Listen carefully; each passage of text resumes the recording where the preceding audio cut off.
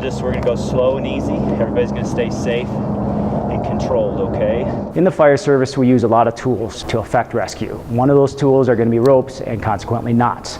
Knots that we use are going to be practical in the sense of life safety purposes or utilitarian. A lot of the knots and the ropes that we use are adopted from the mountaineering, sailing, and recreational climbing world.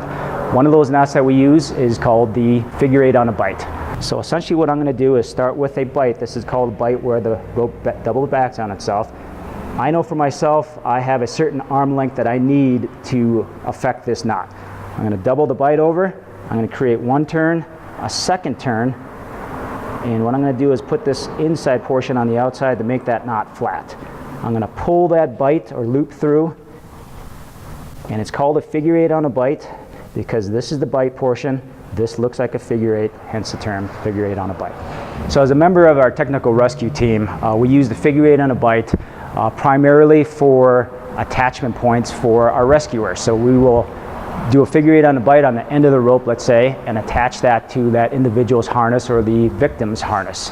Another purpose might be for anchoring purposes, where we want the rope to go to a specific anchor that we know is strong, and then that rope would obviously go down to the rescuer and to the litter or stokes for that purpose.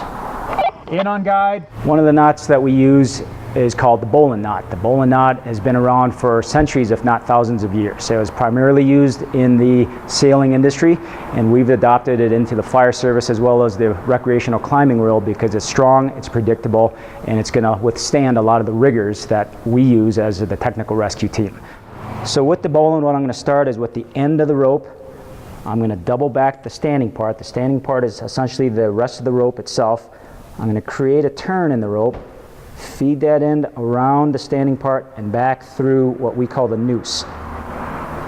This is called the noose, this is called the collar, this is called the bight itself, and this would be a portion of the Bowline knot. On our technical rescue team, there are literally dozens of knots that we'll use. One of those knots is called a Clove hitch, and what differentiates a Clove hitch or any family of hitches is that you need an object for that hitch or that knot to stay put. So with the Clove hitch, like I spoke about, is that you need an object to tie the Clove hitch around. In this case, it's going to be a Halligan just mid-shaft. So I'm going to take the rope, end of the rope, I'm going to go over it first, under it, around the other portion of the standing part, take that end and back through, and what you'll notice is that the standing part and the running end are in opposite directions. And really what you have here is two opposing half hitches to make this hitch work. If you pull the ends, it's self-tightening. The Clove hitch is very practical for temporary situations for, let's say, a halyard on a ladder. A lot of times we have to set up ladders quickly, tie off our halyard, and the halyard is the rope that goes up the ladder so we can hoist it, tie off that portion of the ladder, and then be able to untie it just as quickly in case we need to take the ladder down because of dangerous circumstances or it's a rescue somewhere else.